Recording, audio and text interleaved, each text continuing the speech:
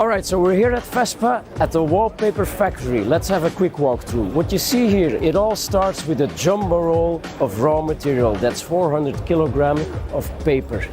Goes through this nice system, fed automatically into the Colorado 1650. This is UVgel technology, the hero technology for interior decor.